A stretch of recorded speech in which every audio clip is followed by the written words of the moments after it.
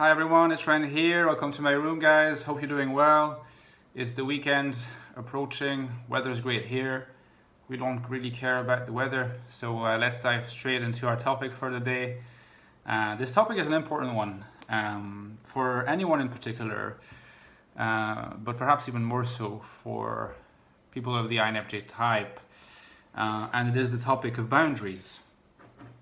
It's a difficult topic to approach because it has so many different dimensions, but at the same time I feel that as long as I have not tackled it, I've sort of left a particular area that is quite relevant to the life of a person of the INFJ type, sort of left this unexplored, and in a way that is not necessarily helpful, because this discussion and clarification of the question of boundaries, I think, is an important one.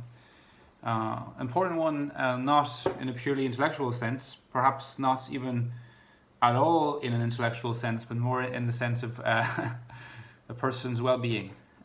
Because if you do not have solid, robust, which does not mean rigid, but solid and robust boundaries vis-a-vis other people,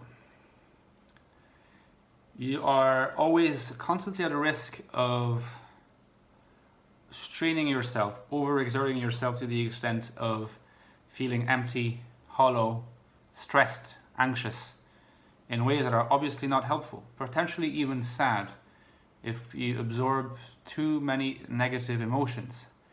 At the same time, there's something not very pleasant or poetic or attractive about this word, a boundary.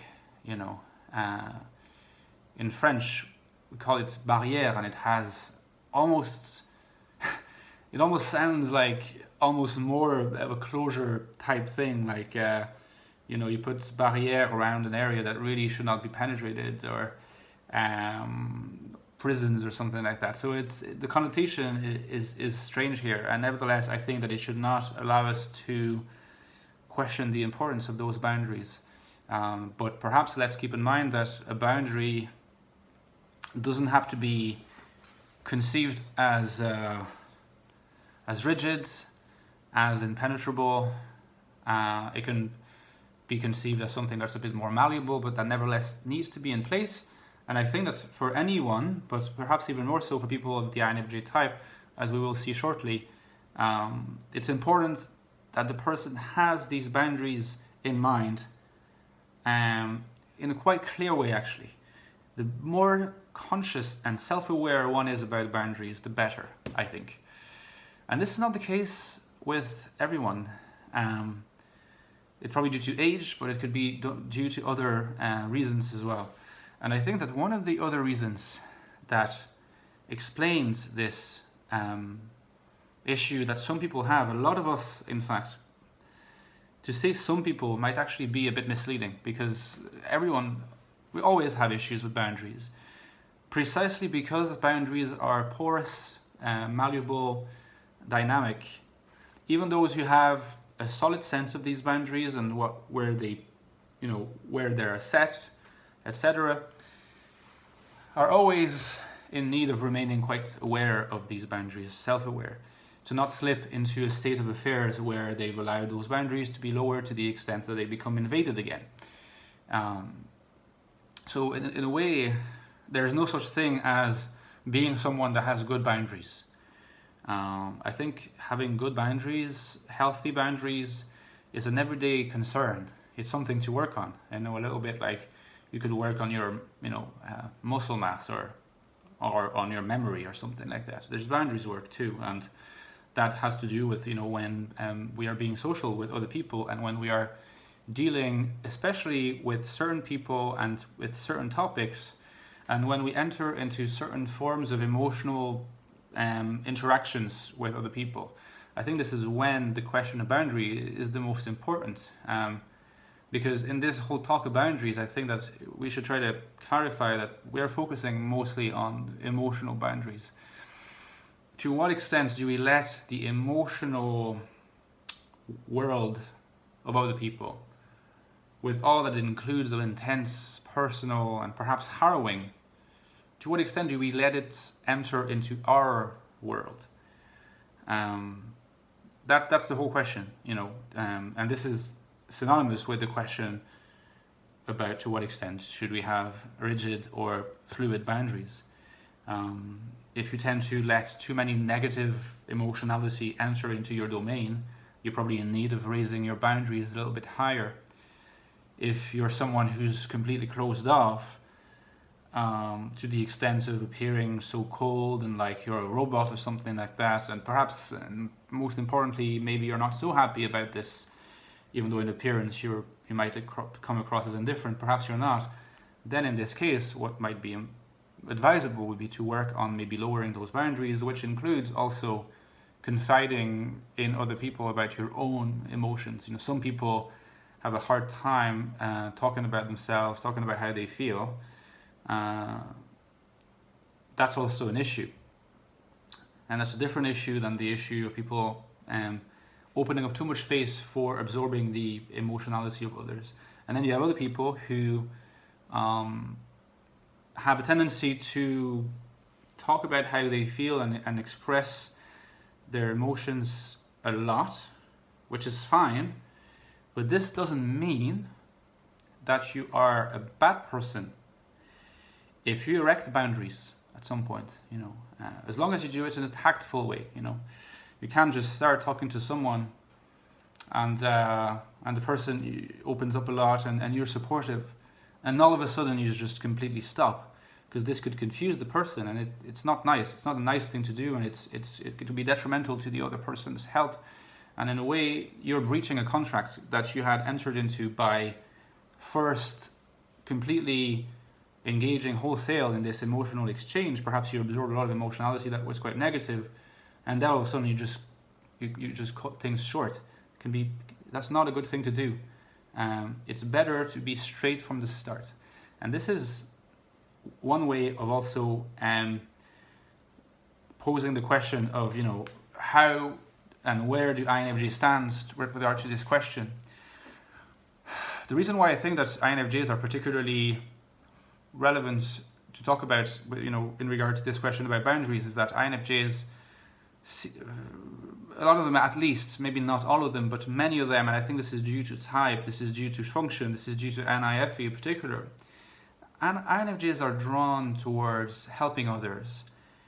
Now, they can help others in a lot of different ways and from a lot of different perspectives, from a lot of different functional standpoints, but there is always this tendency of openness towards, say, like the particular expression of a state of mind, or particular expression of an emotionality of another person, and a tendency to want to help.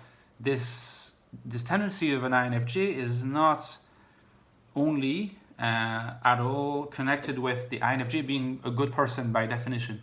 Of course, lots of INFJs are more or less good people, just like any other type could be good or not so good.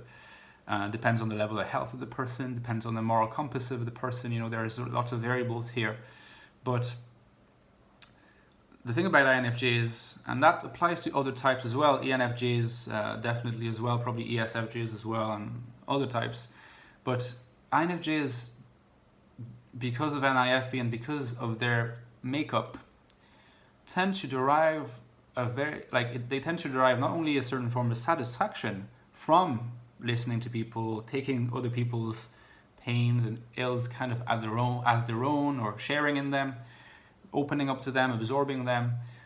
It's a way for them to feel like they're useful. It's a way for them to feel like they are important, like they have a role to play, that people rely on them, they like that.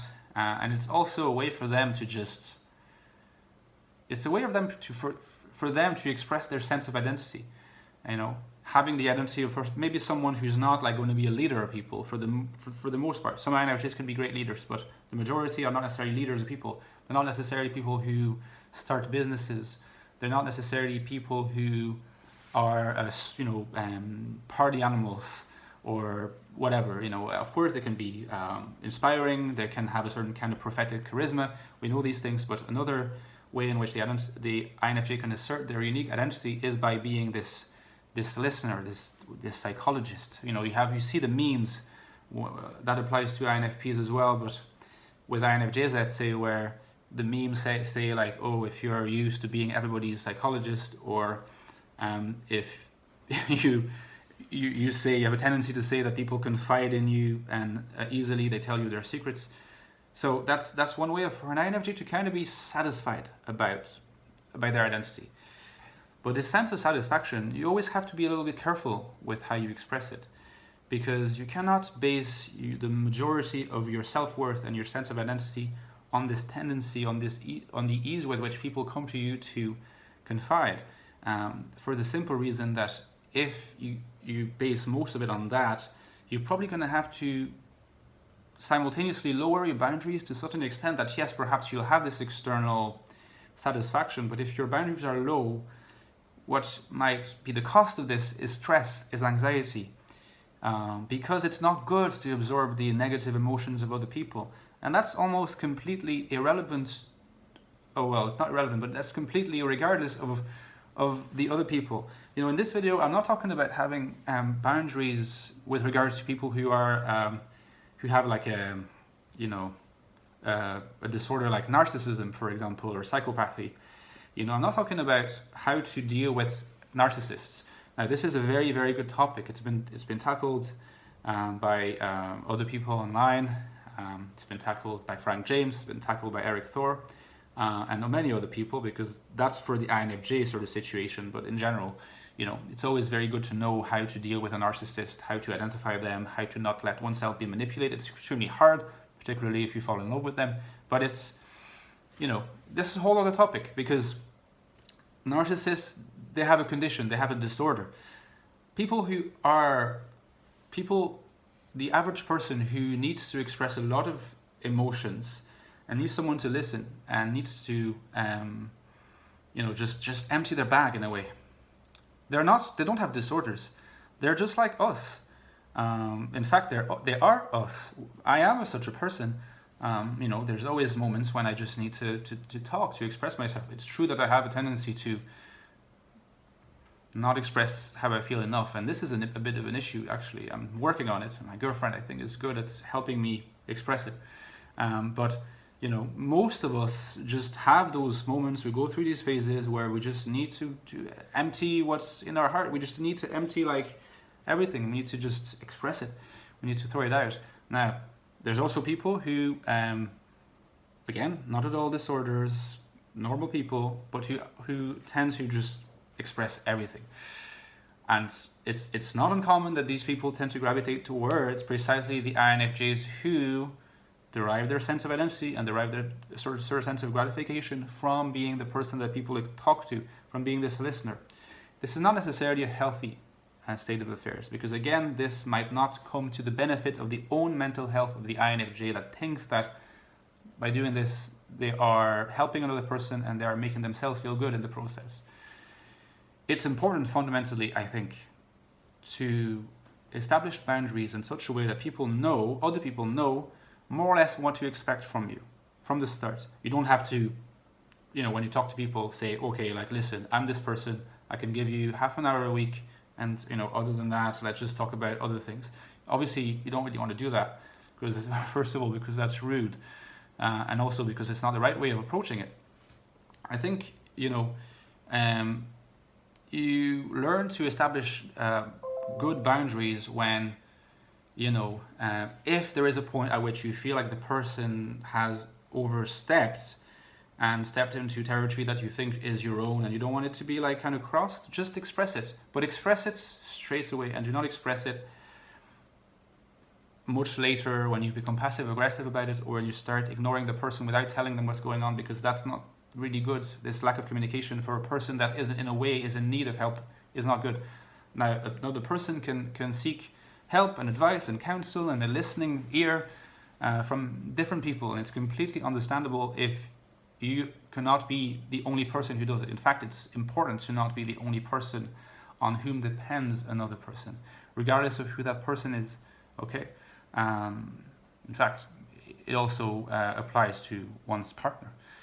you cannot solve all of your partner's problem. But anyway, so it's important not to be cold, but to be kind of clear about where the boundary lies, and to be good at identifying where you start feeling like, okay, I need my space, I'm starting to feel a bit overwhelmed, this is too much for me. Just express it, and the person will understand. Just express it. If the person doesn't understand, in a way it's proof that it was very important for you to do it, because the person who doesn't understand that would have continued emptying their baggage on you, and almost gotten so used to it that they would start getting angry at you no longer doing it for them. So never be apologetic about your desire to have your boundaries, your private space, and not having all the time in the world for the problems of other people. The best way, I think, to help other people is by being involved to a certain extent, to the extent it is okay for you to do it. And when you do it, to always be honest, So if you're talking to a person and you think that the best thing to tell them is something that's a bit unpleasant, but that will help them, do it. Because in a way it shows that you're not scared of telling them the truth, and they will appreciate it in the long run. It also asserts in a way, by doing that, you assert your rights as a listener. You become an active part of the conversation, and it probably will make it easier for the other party to understand when you say put a stop to it a little bit, right? It's better to have a compact approach, I think, to listening and to giving advice. You don't need to exhaust yourself by listening for days and days or hours and hours and then feel frustrated and angry and stressed. Just listen, give some time. The principle is to make the gesture and give some time. It doesn't really matter how long, just to give some time. And when you get the chance when you have the chance to give time, listen or advise, be honest, be straightforward. Think about the other person's long-term well-being, not the short-term of trying to make them feel good just by listening and by telling them, I understand how you feel, it's terrible. I mean, of course, this is important also, but always find a little space for expressing how you truly feel to them, because this is what will help them in long term, and it will help them become more independent also, so that they don't need to feel like they depend on other people as much. Okay, so this was my advice regarding boundaries, and specifically with INFJs. Let me know what you think in the comments, guys, and give me your own experiences. See you soon, and have a lovely weekend.